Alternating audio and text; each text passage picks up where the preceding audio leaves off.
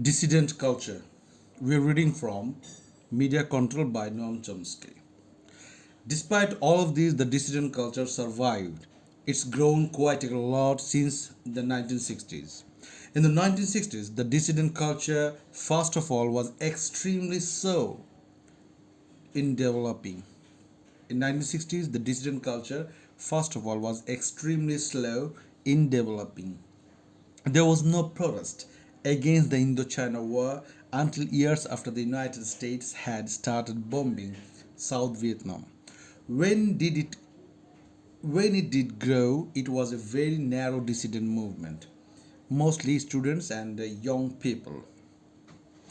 By the 1970s, that had changed considerably. Major popular movements had developed: the environmental movement, the feminist movement, and the anti-nuclear movement, and others.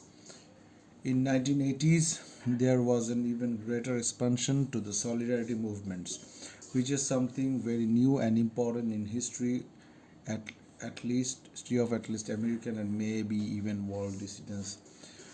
These were movements that not only protested but actually involved themselves, often intimately, in the lives of suffering people elsewhere. They learned a great deal from it and had quite a civilizing effect on mainstream America. All of this was made a very large difference. Anyone who has been involved in this kind of activity for many years must be aware of this.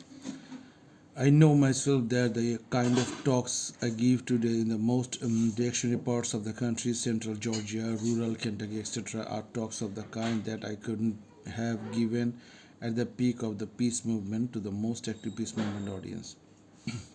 Now you can give them anywhere. People may agree to not agree, but at least they understand what you are talking about, and there is some sort of common ground that you can pursue. These are all signs of the civilizing effect. Despite all the propaganda, despite all the efforts of the source to control thought and manufacture consent, nevertheless, people are acquiring an ability and a willingness to think things through. Skepticism about power has grown, and attitudes have changed on many issues. It's kind of slow, maybe even glacial, but perceptible and important. Whether it's fast enough to make a significant difference in what happens in the world is another question. Just to take one familiar example of it, the famous gender gap.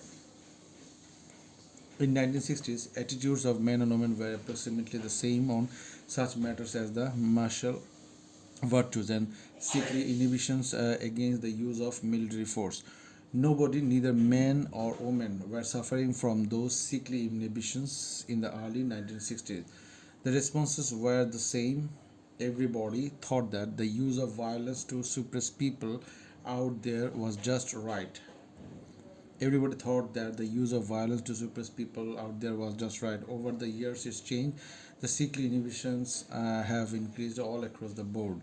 But meanwhile, a gap has been growing, and by now, it's a very substantial gap. According to polls, it's something like 25%. What has happened? What has happened is that there is some form of at least semi organized popular movement that women are involved in the feminist movement.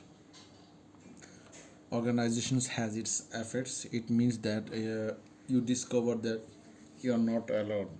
Others have the same thought that you do. You can reinforce your thoughts and learn more about what you think and believe. These are very informal movements, not like a membership organizations, just a mood that involves interactions among people. It has a very noticeable effect. That's the danger of democracy. If organizations can develop, if people are no longer just glued to the tube, you may have all these funny thoughts arising in their heads, like sickly inhibitions against the use of military force. That has to be overcome, but it hasn't been overcome.